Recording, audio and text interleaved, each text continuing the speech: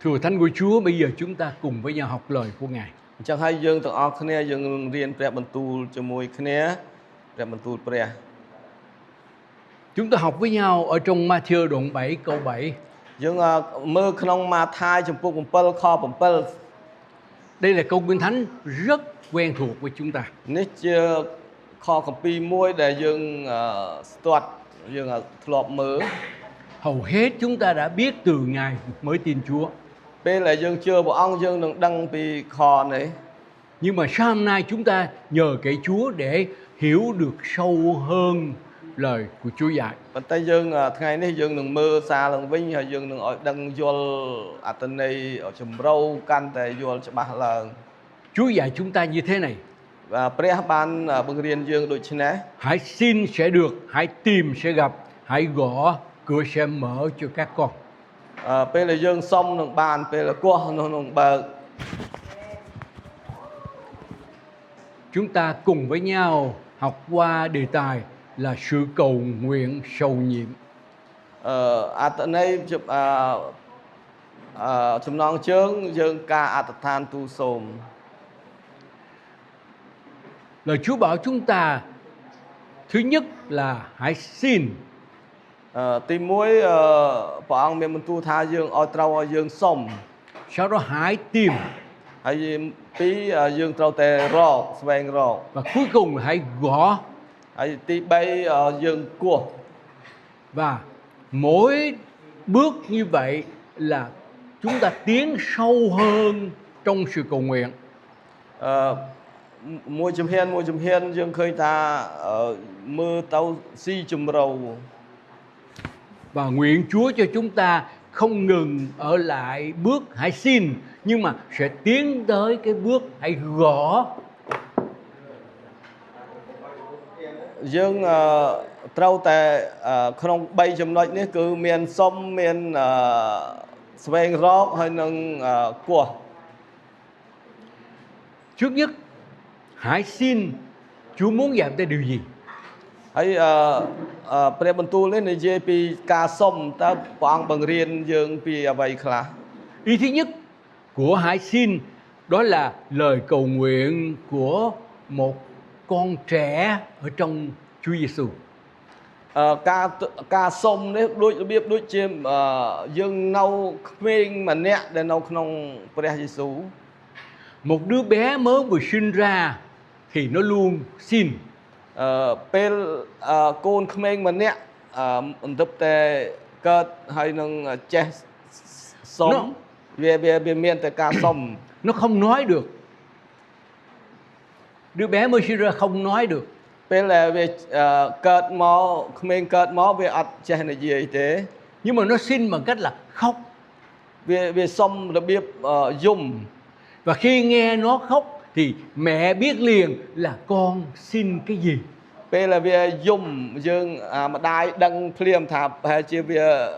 វាចង់អីមួយហើយ Và cả những năm đầu đời đó thì nó luôn là khóc để xin, khóc để xin. អញ្ចឹងវាយំរបៀបសញ្ញាសុំយំសញ្ញាសុំហើយ Lớn hơn một chút, ពេលវាធំឡើងបន្តិច nó bắt đầu kêu mẹ và Việc- nó đưa tay xin. វាធំវាចេះនិយាយវាចាប់ផ្ដើមវាថាលើកដៃឲ្យសុំម៉ែសុំ Và đó là hình ảnh của chúng ta. អានេះជានិមិត្តរូបរបស់យើងទាំងអស់គ្នា Khi mới tin Chúa, chúng ta là con trẻ ở trong Chúa. ពេលដែលយើងទៅជឿព្រះអង្គមានន័យថាយើងនៅក្មេងខ្ចី Cứ mở miệng ra với Chúa là xin thôi. ហើយយើងពាក្យថានិយាយចេញមកមានតែពាក្យសុំព្រះ Chúa cho cái này, សុំព្រះអង្គរបស់នេះ Chúa cho cái khác. របស់នោះ Lúc nào cũng có chữ xin thôi. ហើយពេលដែលយើងអធិដ្ឋានពេលណាក៏គិតតែពីសុំ Tại sao vậy? ហេតុអីបានយើងសុំ Chúng ta là con trẻ ở trong ពីព្រោះ Chúa. យើងនៅក្មេងយើងគិតតែសុំទេដូចក្មេង Và lúc đó chúng ta xin mọi điều mà mình cần. ពេលមួយទៀតយើងសុំពេលដែលយើងត្រូវការ Xin nhớ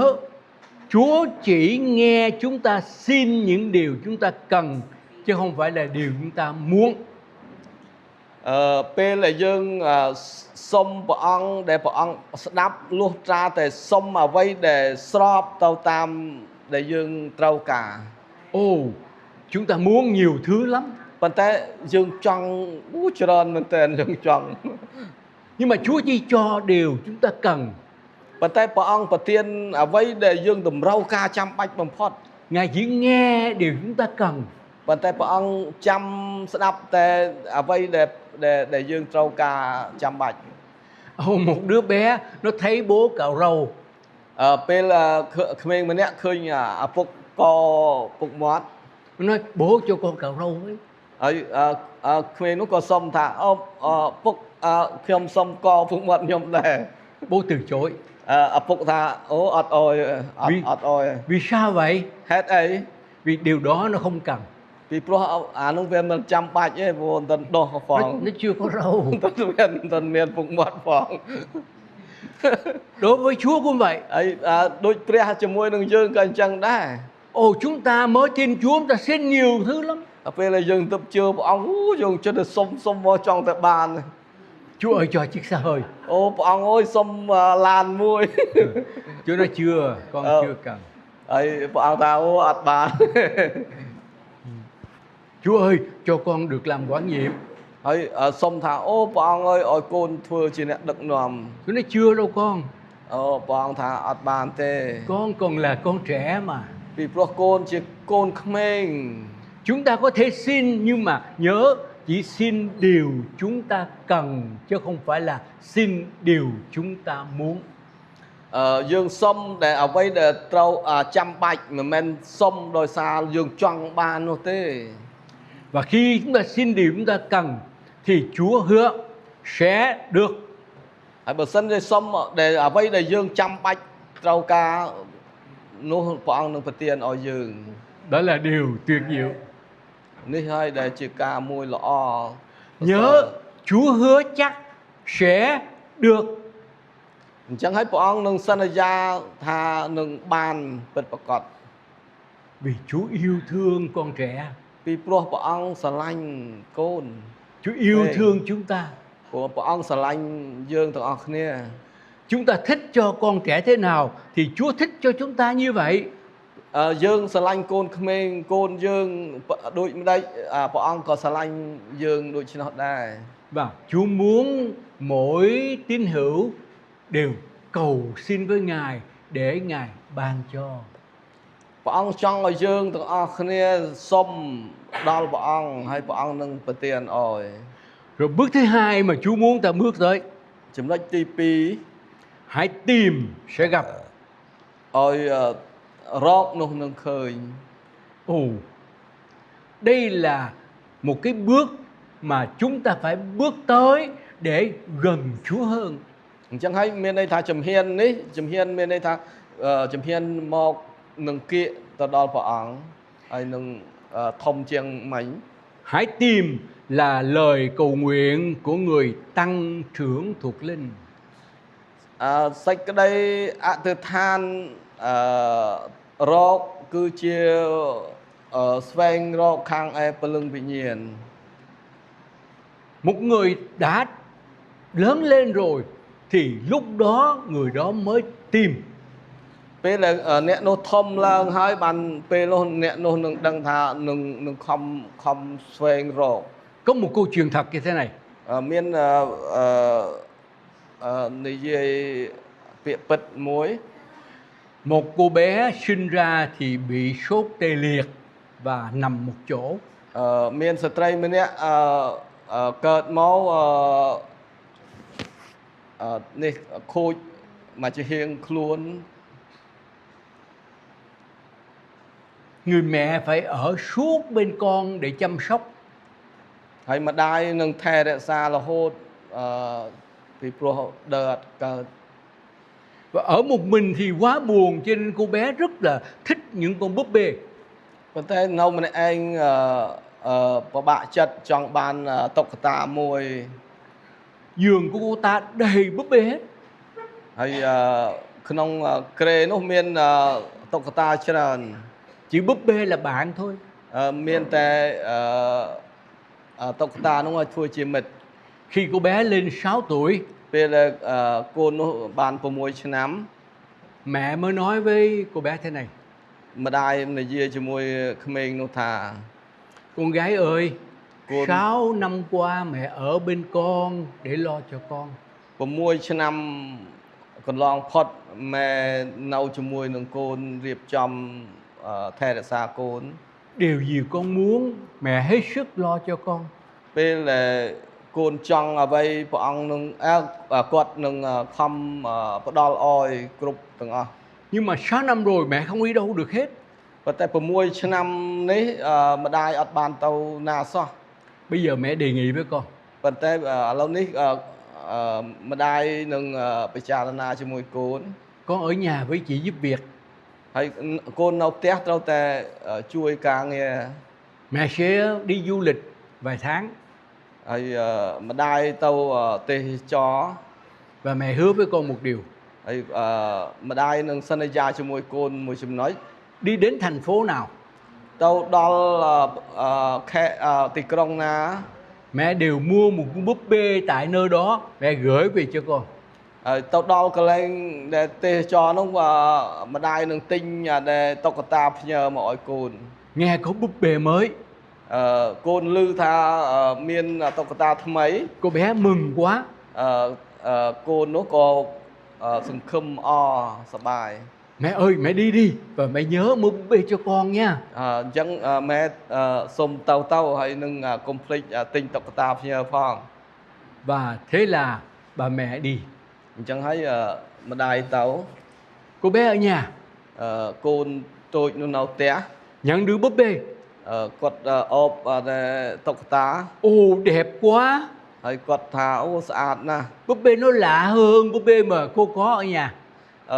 តុក្កតាដែលម្ដាយផ្ញើនោះល្អជាងនៅតុក្កតានៅផ្ទះ Cô thích lắm. ខ្ញុំចូលចិត្តណាស់ Nhắn với mẹ: ប្រាប់ដល់ម្ដាយ mẹ cứ đi rồi gửi búp bê về cho con. ហើយម្ដាយទៅហើយនឹងផ្ញើតុក្កតាឲ្យកូនផង Nhưng mà chỉ hơn 1 tháng sau thôi, មួយខែកន្លងផុតទៅជាង cô មួយខែ bé khi nhận búp bê ពេលដែលទទួលតុក្កតា thì cô ném búp bê xuống giường. ហើយបោះដែលតុក្កតានោះចូល Mẹ ơi, con không cần búp bê nữa, ហើយបានគាត់ថាគាត់អត់ត្រូវការដែលតុក្កតាទៀតទេ con cần mẹ. ខ្ញុំត្រូវការម៉ែវិញ Mẹ về đây với con. ម៉ែមកវិញមកនឹងកូនវិញ Búp bê không cần, តុក្កតាអត់ត្រូវការទេ con cần mẹ thôi. ខ្ញុំត្រូវការតែម៉ែទេ Và mẹ phải vội vã đi về. អញ្ចឹងហើយម្ដាយក៏ត្រឡប់មកវិញ Đứa con này đã trưởng thành, កូនម្នាក់នេះបានខ្លាយជា không cần búp bê, អត់ត្រូវការតុក្កតាទៀតទេ cần chính mẹ. ត្រូវការតែម្ដាយ Mẹ mới là số 1. ម្ដាយជាទី1សម្រាប់ជីវិតកូន Mẹ mới là người an ủi, ម៉ែបានលើកទឹកចិត្តកូន mà mới là năng lực của cô bé. អានេះបានជាពិសេសសម្រាប់ Mẹ là tất cả cho cô bé này. អញ្ចឹងហើយម្ដាយធ្វើអ្វីៗសម្រាប់កូនជាច្រើន Câu chuyện thật nó nói lên điều gì? ហើយបើមិនតែយើងគិតមើលថាអានេះជាអត្ថន័យដូចនេះ Khi chúng ta còn là con trẻ, ពេលដែលយើងនៅក្មេងតូច chúng ta cứ xin với Chúa, យើងសុំព្រះអង្គរហូត xin cho điều này, xin cho điều សុ khác. ំចំណុចនេះចំណុចនោះជាច្រើនដែលយើង Nhưng ត្រូវ mà ការ khi សុំ đã lớn lên một chút rồi, ពេលដែលធំឡើងបន្តិច ta không xin, không cần những điều đó nữa. ជួនកាលយើងអត់បោះបង់ចោលមួយចំនួនដែលយើងសុំពីមុន Điều con cần là con có thể gặp được chính mình Ngài. អញ្ចឹងហើយយើងពេលដែលយើងដឹងក្តីយើងចាប់ផ្ដើមថាយើងចង់ជួបនឹងព្រះអង្គយើងចង់ស្គាល់ព្រះអង្គឲ្យបានច្បាស់ Có bao giờ anh chị em khao khát như vậy chưa? យើងបានគិតអញ្ចឹងអត់ថាកាលដំបូងយើងគិតទៅពីសុំដល់ក្រោយមកយើងចង់ព្រះអង្គនៅជាប់ជាមួយយើងជួយយើងផ្សេង Có bao giờ anh chị em thưa với Ngài rằng: Chúa ơi, con không cần ơn phước nào nữa hết, mà con cần chính mình Chúa. dương chùm nưa khăn tấu dương ọt trâu ca à vây để dương xông vì môn này dương trâu ca xông bộ ăn vô chất dương hay chui dương à vây để à vây xinh to tầm một tiệt. Chúa đến đây với con. Xông bộ ăn con cho môi côn. Có những người họ khao khát được gặp Chúa. Hãy miễn môi nẹ khác quật trong chụp nâng bộ ăn mình tên. Có một cậu bé Ấn Độ. Nào miễn mình nẹ mình nào ăn đi. Cậu bé này tin Chúa. Côn mình nó bán chưa pré. Gia đình chống đối một cách dữ dội. Hãy cua xa biết biên khăn. Và cậu nhất quyết đứng với Chúa. Còn tay côn nó nâu tay rừng mòm chưa pré. Nhưng ngày kia cậu xin với Chúa. Ngày muối than xong pré. Là Chúa cho con gặp Ngài. Xong bộ ăn ơi, côn trong chua bộ ăn. Nếu con không gặp Ngài thì chắc chắn con chết. Bởi sân chế ớt bàn chua bộ ăn thế côn cho bạn thể slap hai. Vì linh hồn con khao khát chính mình Ngài. Vì bởi lưng bình nhiên là bỏ tù một cung trong trao ca trong khăn. Rồi đột nhiên cậu thấy căn phòng đóng kín của mình trở nên sáng rực rỡ. Chạp đâm mơ cà lăng chung vinh sắp đâm khuynh phần lư môi lư. Cậu biết Chúa đã đến rồi. Vì nó biết đuổi thập bộ ăn một đòn hỏi. Chúa hiện ra. Bộ ăn thơ ca. Cậu quỳ xuống. Mình nó còn khóc với Chúa. Cho. Hãy bàn dùng cho môi pré. Cảm ơn Ngài đã cho con gặp Ngài. Hãy lúc mình nó thả con đó bộ ăn để bàn truông ôi côn chụp nâng bộ ăn. Con hoàn toàn dâng đời sống con cho Ngài. Hãy côn nâng thoai chỉ vứt ra bỏ côn đạch đó bộ ăn. Và cậu bé đó trở nên một người vĩ đại của Đức Chúa Trời ở Ấn Độ. Pê là côn nó thoai đạch đó bộ ăn. Pê nó côn nó khai trên nhẹ. Chỉ cầm ru môi nó không có thể ấn đi. Cậu ta tên là Sundar Singh. Sundar Singh. Quất chmô Sundar Singh. Cậu đã dám từ bỏ cả một kho tàng của dòng họ để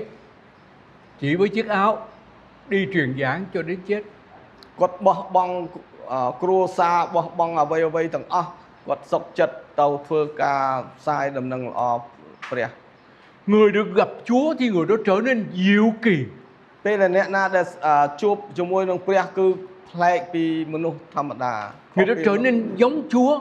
Khó vì manu thầm đà đôi chê pré vinh. Vì sao vậy? Hết ấy ban chẳng. Vì Chúa ngự trong người đó và chiếu sự sáng của Ngài qua người đó. Vì pro bộ ăn chôn một con cho môi nè nô hai bộ ăn nâng bình tranh bình lư ôi nè sinh ban khơi bình lư đài. Nhiều năm qua quý ông bà chị em đã xin rồi. Bạn tay lúc nè bóng ôn trên năm môn lộp xong hơi. Đã được rất nhiều ơn phước rồi. Ban tụi tôi phải po chỉ tràn hơi. Xin đừng tiếp tục xin nữa. Công xong tiết. Hãy bước lên một bước cao hơn. Ôi dừng chiên ôi buộc chiên nông tích. Hãy tìm để gặp được dương xoay rong tầm bấy ôi chua bộ ăn bật bật quạt để đời sống được biến đổi hoàn toàn. Ôi chỉ vứt ca rô nào ôi dương plak pre tầng Tôi đi thăm rất nhiều hội thánh ở Campuchia. Quất ban tàu su sọc tục chỉ tràn ởประเทศ Campuchia. Có nhiều hội thánh cứ đi hết chỗ này qua chỗ khác để xin cái này, xin cái khác. Hãy cầm chùm nông nẹ được nông khá tàu xong cầm này tàu xong cầm nó thứ mấy ở tại bàn ẩm nòi bàn là bỏ. Chỗ này không có cho nữa thì đi qua chỗ khác để được một cái thứ khác. Cái này này xong lên bàn hơi tàu xong mà cầm sen tiệt tỏ tiệt. Hội thánh đó cứ tiếp tục là con trẻ trong Chúa, không bao giờ lớn lên trong Ngài. Nó hai chia cầm chùm nông muôi để nó đuổi mình tập cơ nó chết tại phải xong tê về ạt rị chùm rần tê. Nhưng mà hội thánh đã thực sự của Chúa là hội thánh đứng mạnh mẽ lên gặp Chúa và nhận chính mình Ngài chứ không cần aiក្រុម hết. ជំនុំដែលមុនគឺយើងសុំព្រះវិញយើងអត់ទៅសុំតាមក្រុមផ្សេងទេយើងសុំព្រះវិញឲ្យមុំមួននៅក្នុងក្រុមជំនុំបង្កើតក្រុមជំនុំកាន់តែច្រើនទៅ Người hãy tìm chính là người khao khát chính mình Chúa. អញ្ចឹងហើយយើងត្រូវតែស្រេកឃ្លានព្រះបន្ទូលស្រេកឃ្លានទំនាក់ទំនងជាមួយព្រះដើម្បីឲ្យយើងនឹងពេញជាព្រះវិញ្ញាណបរិសុទ្ធ Tác giả Thi Thiên 63 câu 1 nói thế này. ទី Tác giả Thi Thiên ទំនុកដំកើងចំពោះ63ខ1 Trong một đất khô hạn con khao khát Chúa. មានដីដែលរាំងស្ងួតហើយអ្នកនោះនឹងចង់ជួបនឹងព្រះអង្គ Ở đất nước khô hạn tôi không cần nước, tôi không cần thức ăn mà tôi cần chính mình Chúa của tôi. ទោះតែតំបន់រាំងស្ងួតតែគាត់អត់បើសុំទឹកសុំអីទេគាត់សុំព្រះធ្វើយ៉ាងណាឲ្យគាត់ទៅពេញព្រះវិញ្ញាណបរិសុទ្ធ Và Chúa hứa với người đó, ព្រះបានសន្យានឹងអ្នកនោះ con sẽ gặp កូននឹងជួប khi các con tìm kiếm ta hết lòng. ពេលដែលកូនស្វែងរកព្រះអង្គអស់ពីចិត្ត Không ai tìm kiếm Chúa hết lòng mà thất vọng hết. គ្មានអ្នកណាម្នាក់ដែលស្វែងរកព្រះដែលបរាជ័យទេ Chúa sẽ cho gặp. ព្រះអង្គនឹងឲ្យជួប Năm tôi 16 tuổi, ពេលដែលគាត់អាយុ16ឆ្នាំ tôi được Chúa dạy dỗ. ពេលដែលព្រះអង្គបានបង្ហាត់បង្រៀនគាត់ Tôi với các bạn của tôi, mỗi người quỳ ở một góc nhà thờ và cầu nguyện xưng tội. គាត់បានអង្គុយតាមជ្រុងផ្ទះជ្រុងវិហារដែលឲ្យគាត់នឹងអធិដ្ឋានទូលសូម Và tôi thưa với Ngài, ហើយគាត់ថាអរគុណព្រះអង្គ xin báp têm bằng Thánh Linh cho con. សូមព្រះអង្គចាក់ប្រេងតាំងនឹងព្រះវិញ្ញាណបរិសុទ្ធឲ្យកូន Xin cho con thật sự được gặp Ngài. ឲ្យបានជួបព្រះអង្គពិតប្រាកដ Và sau đó Chúa đã trả lời cầu nguyện của tôi. ពេលនោះព្រះអង្គបានឆ្លើយតបចំពោះការអធិដ្ឋានរបស់គាត់ Tôi thật sự gặp Chúa bằng linh hồn của mình. ហើយគាត់បាននឹងជួបនឹងព្រះអង្គពីព្រះវិញ្ញាណបរិសុទ្ធ Tôi nhớ những giây phút đó tôi giống như là người ở trên thiên đàng. ពេលនោះគាត់ដូចជាសប្បាយចិត្តដូចគាត់នៅលើឋានសួគ៌ Vừa khóc ហើយ vừa គាត់ cười. គាត់យំហើយគាត់សើច Dẫu đang quỳ gối trong nhà thờ nhưng mà hưởng được hương vị của thiên đàng. ដូចគាត់ជួនកាលនៅក្នុងព្រះវិហារទេប៉ុន្តែគាត់គិតប្រៀបដូចជានៅលើឋានសួគ៌ Và ngay lúc đó tôi đã dâng mình hầu vị Chúa và giữ vững lời hứa nguyện đó cho đến ngày hôm nay. ពេលនោះហើយដែលគាត់បានសន្យាថាបម្រើព្រះអង្គចាប់ពីនោះមករហូតទៅដល់ថ្ងៃនេះ Dầu vì công việc Chúa tôi ở tù 3 lần. ពីដោយទោះតែមានជួបបញ្ហាគាត់ចូលពន្ធនាគារ3ដងក៏ដោយ Nhiều lúc gia đình tôi không có gì ăn hết. ជួនកាលគ្រួសារគាត់អត់មានអីហូបសោះ Nhưng mà tôi vẫn tiếp tục hầu vị Chúa. ប៉ុន្តែគាត់នៅតែបន្តបម្រើព្រះអង្គធ្វើការបម្រើព្រះអង្គ Không bao giờ ngừng lại. អត់មានពេលផ្អាកឈប់ទេ Vì tôi vâng phục tiếng gọi của Chúa trên ពី trời. ព្រោះគាត់បានគោរពសន្យាដែលព្រះអង្គហៅគាត់ Bước thứ ba mà Chúa kêu gọi tôi lên cao hơn nữa. ចំណុចទី3ព្រះអង្គហៅយើងឲ្យឡើងកាន់តែខ្ពស់ជាងនោះទៀត Hãy gõ ហើយគោះត្រូវតែគោះ cửa sẽ mở cho các con. ហើយព្រះអង្គនឹងបើកឲ្យកូន Hãy gõ là lời cầu nguyện của người trưởng thành trong Chúa. ត្រូវតែគោះនៅក្នុងការងារកិច្ចការក្នុងព្រះអង្គ Người trưởng thành tức là người đã lớn đủ rồi. មនុស្សពេញកម្លាំងពេញរូបរាងនោះជាមនុស្សមួយដែលធំ Chúa hứa nếu gõ thì cửa sẽ mở cho các con. ព្រះអង្គមានបន្ទូលថាពេលដែលយើងគោះព្រះអង្គនឹងបើកឲ្យកូន Ở đây có nghĩa gì? នេះមានទៅសេអត្ថន័យម៉េច Người gõ là người xin Chúa cho con bước vào trong phòng yêu thương của Chúa.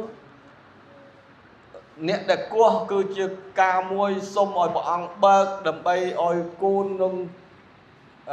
ចេះគ្រប់គ្រងចេះថែរក្សា Để ở đó con có thể tương thông mật thiết với Chúa như là hai người bạn. អ្នកដែលគោះគឺត្រូវការអ្នកដូចតំណាក់តំណងជាមួយព្រះអង្គដូចជាមិត្តភក្តិមួយអញ្ចឹង Chúa ơi cho con vào cùng Ngài.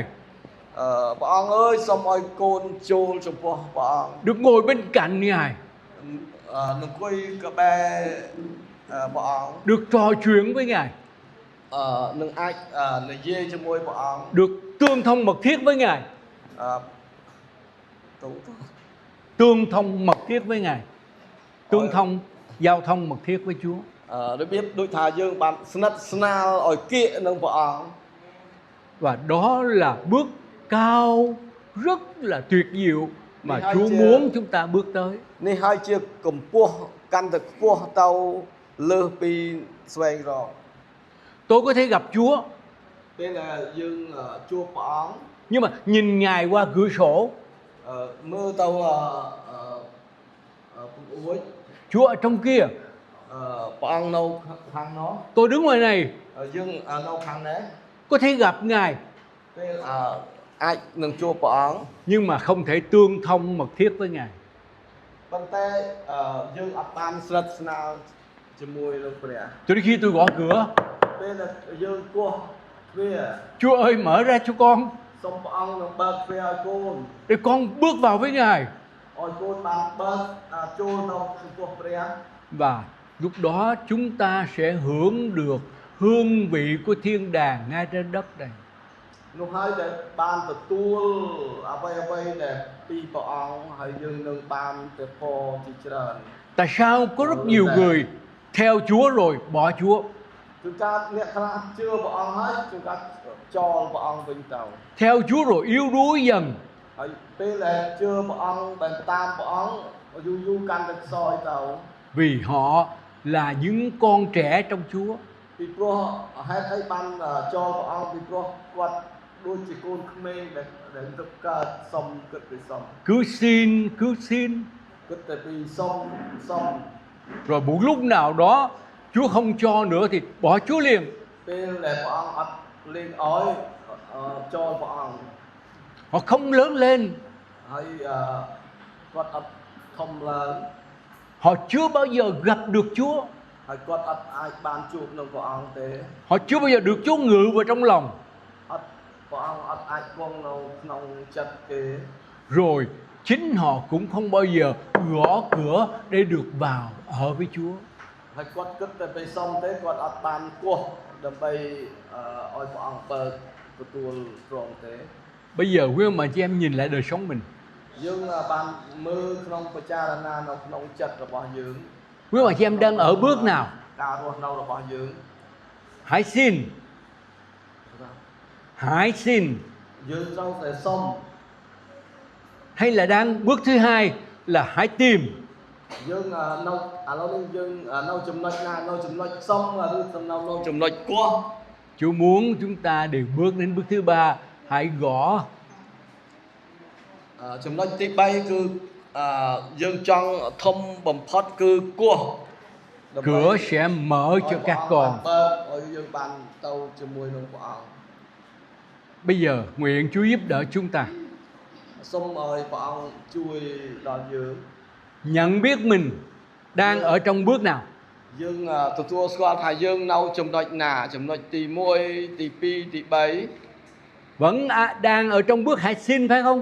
យើងនៅចំណុចដែលកំពុងតែសុំឬម៉េច Thì xin nhớ một điều quan trọng សូមនឹកឃើញចំណុចសំខាន់ sẽ được ban cho. សុំនោះនឹងបាន Miễn là xin đúng điều Chúa muốn. សុំ ឲ្យត្រូវចំណុចដែលព្រះអង្គសពព្រះហត្ថី Nhưng mà nhớ rằng đây là bước của con trẻ thuộc linh. ចំណុចនេះគឺជាចំណុចដែលកូនក្មេងសុំទេមិនតាន់ធំទេ Đừng tiếp tục làm con trẻ. យើងកុំធ្វើតាមដូចកូនក្មេងទៀតឡើយ Bước thứ hai, យើងចំណុចទី hãy tìm 2ត្រូវតែស្វែងរក và Chúa hứa ព្រះអង្គសន្យា sẽ gặp được Chúa. ត្រូវតែជួបព្រះ Ai đã bước qua bước thứ hai rồi? អ្នកណាបានចំណុចទី 2 ហើយបើបាន ចំណុចទី 2 យើង Cảm មាន ơn Chúa. Có một số người đã bước bước thứ hai rồi. Cảm ơn Chúa. អរគុណដល់ព្រះអង្គដែលមានចំណុចអ្នកដែលបានឈានដល់ចំណុចទី 2 ហើយ Bây giờ bước thứ ba, ចំណុចទី hãy gõ 3ត្រូវតែគោះ để xin Chúa mở cửa សូមព្រះអង្គបើកទ្វារ và bước vào tương thông với Ngài. ឲ្យបើកដើម្បីនឹងអាចនឹងទំនាក់ទំនងជាមួយព្រះអង្គ Và Chúa hứa cửa sẽ mở cho các ព្រះអង្គ con. សន្យាថាព្រះអង្គសន្យាថានឹងបើក Và lúc đó không cần xin gì nữa hết á. ពេលនោះអត់មានសុំទៀតទេ Vì ở với Chúa rồi, ពីព្រោះព្រះអង្គនៅជាមួយនឹងយើងហើយ mọi điều Chúa có thì tôi cũng អ្ có. វីដែលព្រះមានយើងក៏មានដែរចាំបាច់សុំទៀត Mọi điều trong căn phòng thiên đàng đó là của tôi. អញ្ចឹងហើយអ្វីឋានសួគ៌គឺរបស់យើង Không cần xin nữa, អត់មានសុំទៀតទេព្រោះរបស់យើងអត់ không cần tìm nữa. អត់មានត្រូវការរកទៀតទេ Chúa ngồi bên cạnh tôi mà tìm cái gì? ព្រះអង្គនៅជាមួយយើងហើយរកព្រះអង្គអីទៀត Tất cả thiên đàng là của tôi thì xin cái gì nữa? ទាំងអស់ឋានសួគ៌របស់យើងហើយសុំអីទៀត Hãy bước đến bước thứ ba. ហើយយើងត្រូវតែឈានដល់ចំណុចទី 3 Anh em hỏi, làm sao tôi bước đến bước này? យើងអស់លោកអ្នកបងប្អូនសួរថាតើយើងធ្វើម៉េចឲ្យបានឈានដល់ចំណុចហ្នឹង Thứ nhất, ទី phải tin Chúa hết lòng, 1ត្រូវតែជឿព្រះអង្គអស់ពីចិត្ត tận hiến đời sống mình cho Chúa. យើងថ្វាយជីវិតរបស់យើងទៅដល់ព្រះ Rồi không chỉ cầu xin អត់ត្រូវការសុំទៀតទេ nhưng mà luôn luôn phải sau đó lắng nghe Chúa nói. យើងត្រូវតែស្ដាប់ព្រះអង្គប្រើវិញ Chúa ơi, Chúa dạy con điều gì? ស្ដាប់ព្រះអង្គបង្រៀនយើងបង្រៀនអី